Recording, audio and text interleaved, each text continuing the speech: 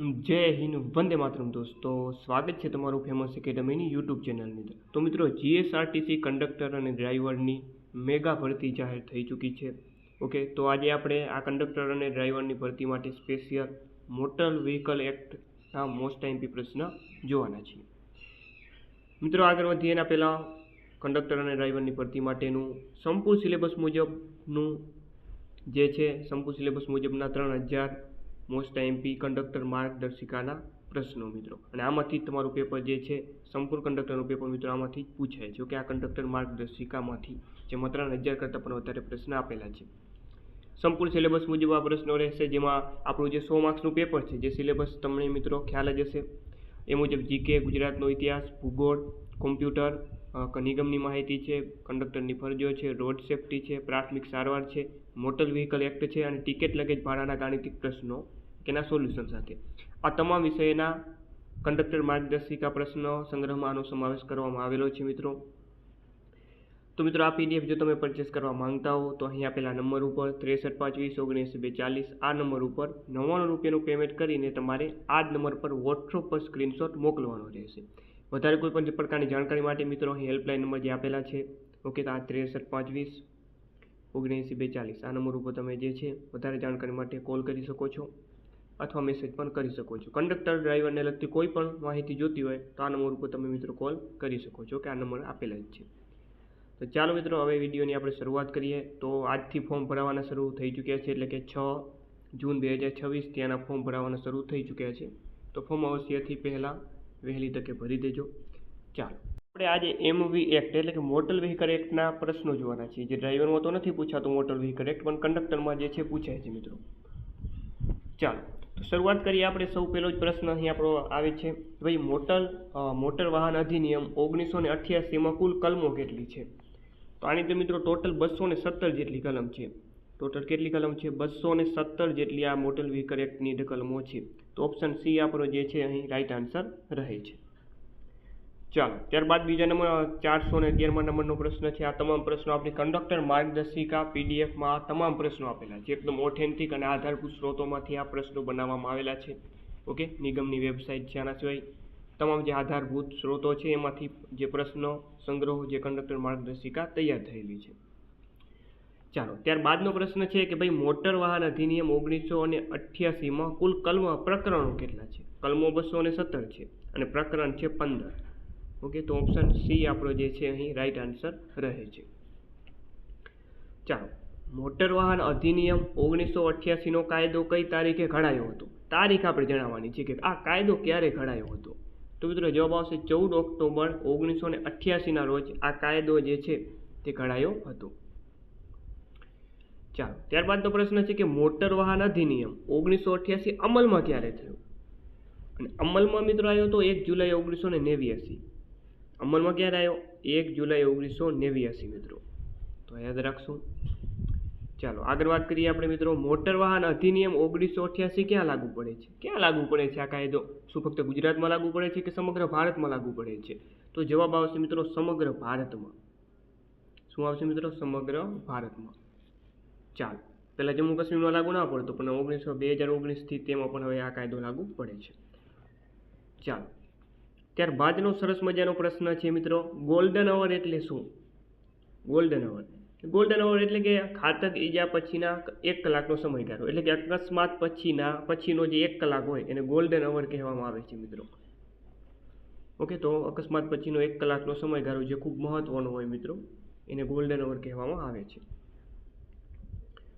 મોટાભાગના દેશોમાં રોડ અકસ્માતના કારણે જીડીપીના ખાલી જગ્યા ટકા જેટલું નુકસાન થાય છે. તો 3% જેટલું જે છે જીડીપીમાં નુકસાન થાય છે. ત્યારબાદ ભારત સરકારે વર્ષ ખાલી જગ્યામાં એસ સુંદરની અધ્યક્ષતામાં રોડ સેફ્ટી અને ટ્રાફિક મેનેજમેન્ટ માટે કમિટીની રચના કરી. તો ખાસ યાદ રાખજો મિત્રો, 2005માં, વર્ષ 2005માં.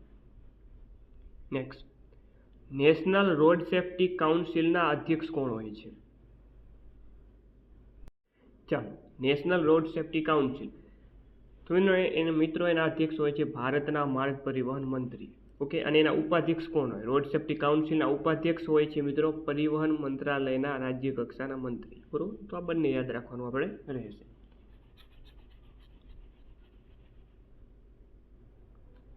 અહીંથી જે છે આપણા જે પ્રશ્નો છે રોડ સેફ્ટીના પ્રશ્નો છે. ઓકે, રોડ સેફ્ટી મિત્રો ખાસ અગત્યનું છે. કંડક્ટર ડ્રાઈવર બંનેમાં રોડ સેફ્ટી મિત્રો પૂછાય છે.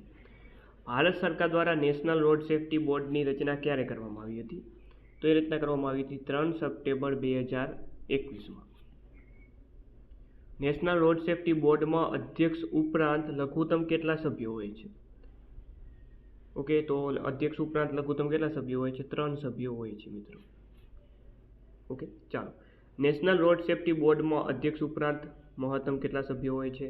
તો નેશનલ રોડ સેફ્ટી બોર્ડમાં અધ્યક્ષ ઉપરાંત મહત્તમ કેટલા? 7 સભ્યો હોય છે. તો આવા જ રોડ સેફ્ટીમાં પ્રશ્ન પૂછાય છે કંડક્ટર ડ્રાઈવરની પરીક્ષામાં. નેશનલ રોડ સેફ્ટી બોર્ડની બેઠક મહિનામાં ઓછામાં ઓછી કેટલી વાર યોજાવી જોઈએ? તો 1 મહિનામાં 1 વખત. 1 મહિનામાં 1 વખત આની બેઠક યોજાવી મિત્રો ફરજિયાત છે. નેશનલ રોડ સેફ્ટી બોર્ડનું મુખ્યાલય ક્યાં આવેલું છે? તો આનું હેડક્વાર્ટર મિત્રો નવી દિલ્હી ખાતે આવેલું છે. ઓકે, ન્યૂ દિલ્હી ખાતે આનું જે છે હેડક્વાર્ટર આવેલું છે. ગુજરાત રાજ્ય પરિવહન નિગમની બસ ચલાવનાર ડ્રાઈવરના કેબિનમાં બેસનાર વ્યક્તિ મોટર વ્હીકલ એક્ટની કલમ 125 મુજબ કઈ બાબતનો સમાવેશ થાય છે? તો મોટર વ્હીકલ એક્ટની કલમ 125 શું કહે છે કે ભાઈ ડ્રાઈવરને અવરોધ કરવા અંગે. તો ડ્રાઈવર હોય એની બાજુમાં જે કેબિન હોય બરોબર, એમાં તમે બેસી જાઓ તો આ જે છે આ કલમ લાગુ પડશે. મોટર વ્હીકલ એક્ટની કઈ કલમ મુજબ જાહેર સ્તરે છોડી દીધેલા વાહનોને ખસેડવા અંગે જોગવાઈ છે? તો એ છે કલમ 127માં. ઓકે, તો તમે જોઈ શકો છો મોટર વ્હીકલ એક્ટ અને રોડ સેફ્ટીના પ્રશ્ન આપણે જોઈ રહ્યા છીએ. કંઈક આવા જ પ્રકારના પ્રશ્નો પરીક્ષામાં પૂછવામાં આવશે. મોટર વ્હીકલ એક્ટની કઈ કલમ મુજબ પાછળ એક વ્યક્તિથી વધારે વ્યક્તિ નહીં બેસાડવાની જોગવાઈ છે? બરોબર, તો જવાબ આવશે કલમ 128માં.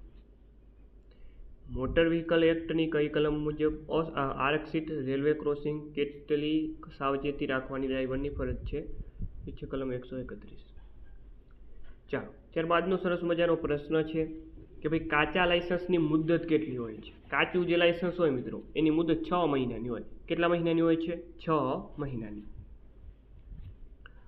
ચાલો, ધુમ્મસ લેમ્પ એટલે કે જે ફોગ લેમ્પનો ઉપયોગ કરવામાં આવે છે, જે ધુમ્મસ લેમ્પ છે એનો ક્યારે ઉપયોગ કરવામાં આવે? તો કે ભાઈ વાતાવરણમાં ધુમ્મસ હોય ત્યારે.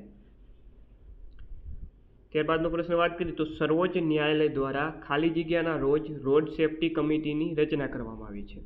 તો 22 એપ્રિલ 2014ના રોજ જે છે આની જે રોડ સેફ્ટી કમિટી છે એની રચના કરવામાં આવી હતી. ઓકે, રોડ સેફ્ટી છે, મોટર વ્હીકલ એક્ટ છે મિત્રો, તો આમાં થોડાક આંકડાકીય માહિતી હોય છે મિત્રો. સ્વાભાવિક વસ્તુ જે એક્ટ હોય તેમાં જે છે આંકડાકીય માહિતી હોવાની જ છે. નેશનલ રોડ સેફ્ટી બોર્ડના પ્રથમ અધ્યક્ષ કોણ હતા? મોસ્ટ ટાઈમપી પ્રશ્ન મિત્રો. નેશનલ રોડ સેફ્ટી બોર્ડ આના પ્રથમ મિત્રો અધ્યક્ષ હતા યુપી સિંહ. ઓકે, યુપી સિંહ.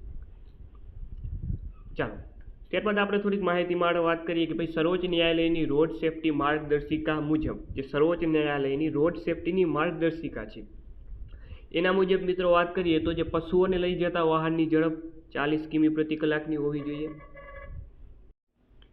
ચાલો, તો પશુઓને લઈ જતા વાહનની ઝડપ જે છે એ 40 કિમી પ્રતિ કલાકની હોવી જોઈએ. ઓકે, આ સર્વોચ્ચ અદાલતની જે રોડ સેફ્ટી માર્ગદર્શિકા મુજબ. એવી રીતે કોમર્શિયલ વાહનની ઝડપ 80 કિમી પ્રતિ કલાકની હોવી જોઈએ. સ્કૂલ બસની ઝડપ 40 કિમી પ્રતિ કલાકની હોવી જોઈએ. સ્કૂલ રિક્ષાની ઝડપ 20 કિમી પ્રતિ કલાકની હોવી જોઈએ. એરપોર્ટ બસની ઝડપ જે છે તે 30 કિમી પ્રતિ કલાકની હોવી જોઈએ. અને એવી જ રીતે ડમ્પર, ટેન્કર, જોખમી વસ્તુઓનું વહન કરતા વાહનની ઝડપ 60 કિમી પ્રતિ કલાકની હોવી જોઈએ. તો આનો જરા મિત્રો સ્ક્રીનશોટ લઈ લેજો અથવા તો આ PDF તમે પરચેસ કરશો તો આ તમામ વસ્તુઓ તમને આની અંદર આપેલી જોવા મળશે. બરોબર છે. ચાલો, આગળ વાત કરીએ કે ભાઈ ખાલી જગ્યાના રોજ ગુજરાત રોડ સેફ્ટી પોલિસી 2016-17 જાહેર કરવામાં આવી હતી. તો ગુજરાત જે છે આ પોલિસી મિત્રો તારીખ અહીં જણાવવાની છે 28 માર્ચ આવશે.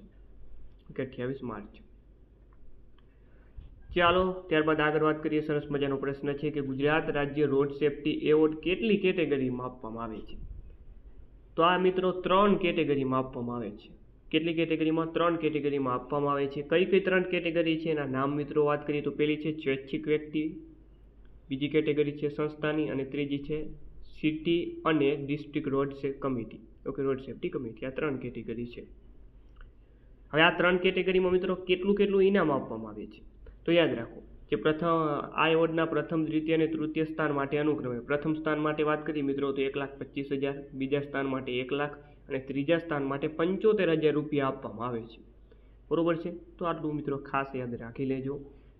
ચાલો, ગુજરાત રોડ સેફ્ટી ઓથોરિટીમાં ખાલી જગ્યા સભ્યોનો સમાવેશ થાય છે.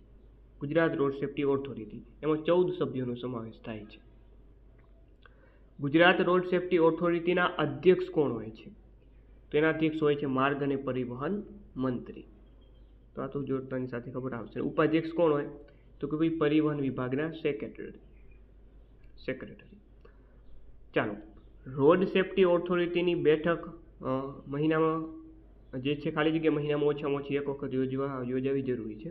તો 6 મહિને એક વખત, 6 મહિનામાં એક વખત. અને બેઠકની કોરમ માટે ઓછામાં ઓછી સભ્ય સંખ્યા 5 છે. ઓકે, કોરમ માટે 5 સભ્યો હોવા જોઈએ. બરોબર. ચાલો, રોડ સેફ્ટી ઓથોરિટીના નિર્ણયથી નારાજ થયેલ વ્યક્તિ ખાલી જગ્યા દિવસની અંદર જોઈન્ટ રોડ સેફ્ટી કમિશનરને અપીલ કરી શકે છે. 60 દિવસની અંદર અપીલ કરી શકે. બિન અનુમતિ ટ્રાફિક સ્ટોપ પર લગાવવો શું ત્રુટિ છે? તો જવાબ આવે સરકારી સંપત્તિ પર અધિકાર.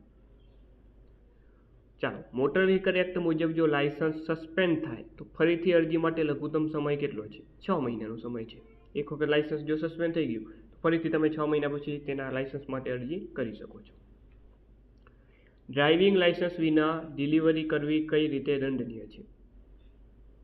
તો જવાબ આવે દંડ પ્લસ કંપની સામે કાર્યવાહી. ત્યારબાદ ડ્રાઇવિંગ સ્પીડ કેટલી લિમિટથી ઉપર જાય તો ડેન્જર ઝોન માનવામાં આવે છે? 70. ઓકે, 70 કિમી પ્રતિ કલાકથી જો ઝડપ તમારી વધી જાય તો એને ડેન્જર ઝોન માનવામાં આવે. બરોબર છે, ભયજનક.